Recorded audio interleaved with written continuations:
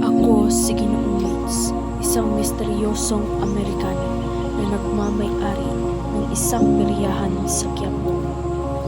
Kilala ako bilang isang dalubhasang Mexicano na kung saan ang mga pagtatanghal ko ay naglalaman ng mga matalinghagang bagay na hindi niyo pa nasasaksihan. Isang katotohanan na matagal nang tinatakpan ng takot at kasinungalingan. Narito sa loob ng kahong ito, isang mahiwagang magpapayanig sa iyong diwa, isang patunay na walang katarungan, isang kaluluwa na hindi matahimik.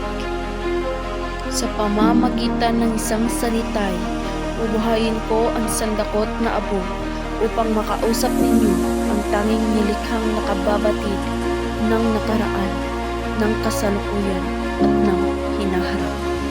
Babala ito sa kalupitan ng mga dayuhan at may awtoridad at isang pananawagan upang hanapin ang tunay na hustisya sa lipunan.